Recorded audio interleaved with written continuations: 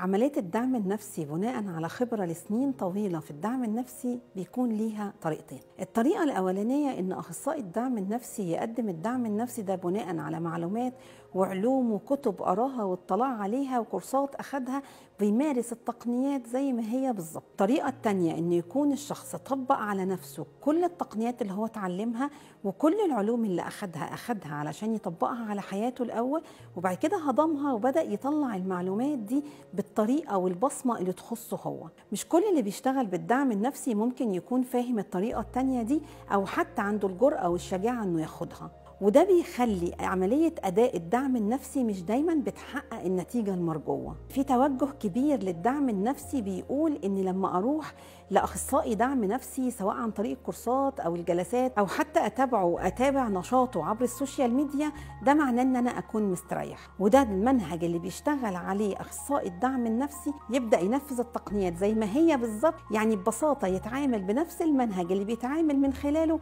جهاز كمبيوتر. لكن عملية الدعم النفسي جوه مدرسة الجراحة النفسية بيكون ليها رحلة طويلة جدا، بأن كل شخص يبدأ يدرك استراتيجياته العقلية وأنماطه الفكرية، يبدأ يدرك النوايا المعيقة للنوايا بتاعته، يبدأ يدرك العطاء الزائف جواه. أخصائي الدعم النفسي جوه مدرسة الجراحة النفسية في بداية رحلته خالص بيكون في منطقة وعي تمحوره حوالين ذاته، ومن خلال التخلص من الآلام والأنماط الفكرية المعيقة وفهمه أنماط العطاء الزائف والرضا الزائف اللي موجود جواه، بيبدأ واحدة واحدة يفهم يعني إيه تمحور حوالين المجموعة، تمحور حوالين المجتمع، وتمحور حوالين العالم بالكامل. هي اتسمت جراحة نفسية لأنها بالفعل بتكون زي الجراحة بالظبط، بتكون فتح الصدمات وفتح الآلام نفسية قديمة جدا متسجلة جوه اللاواعي ومأثرة بشكل سلبي على الحياة وجودتها. بيبدأ أخصائي الدعم النفسي إنه يشتغل أصلا على فتح الصدمات والآلام النفسية اللي موجودة جواه في البداية، وبعد كده لما بيبدأ يدرك ويآمن أكتر بالنتيجة اللي هو حصل عليها لما اشتغل بيها على نفسه،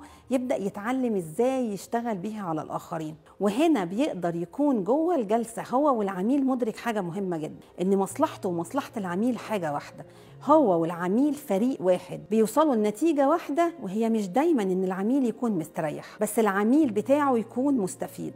ومش دايما الاستفادة بأنه يخرج بشكل مؤقت من أول مرحلة معاه في شغله على نفسه سواء في جلسات أو في كورسات، إن هو لازم يخرج دلوقتي مستريح. لكن كل اللي احنا متأكدين منه إن أي أخصائي بيخرج من مدرسة الجراحة النفسية بيكون عارف كويس إن هو شغال عشان يفيد العميل اللي قدامه، حتى لو العميل ده مش عارف يفيد نفسه، مش عارف أصلا إيه اللي ممكن يفيده. فأوقات كتير أخصائي الدعم النفسي جوه الجراحة النفسية بيدي العميل مشاعر الحب اللي هو نفسه مش قادر يديها له، بيديله إحساس الأمان اللي هو أصلا مش عارف ياخدها في البيئة المحيطة بالنسبة له.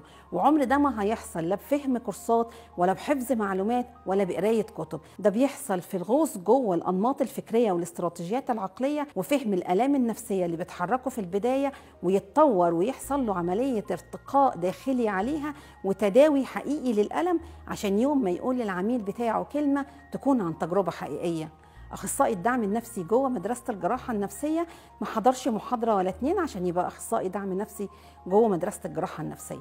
أخصائي الدعم النفسي جوه مدرسة الجراحة النفسية خد رحلة عدت عليها شهور كتير، وأي حد حابب ينضم لمدرسة الجراحة النفسية محتاج يكون مستعد إن هو هيمر بشهور كتير يتم إعداده بإنه يقدر يفيد اللي قدامه، حتى لو اللي قدامه مش عارف إيه هو اللي مفيد ليه. مدرسة الجراحة النفسية نقلة فعلية في عالم الدعم النفسي.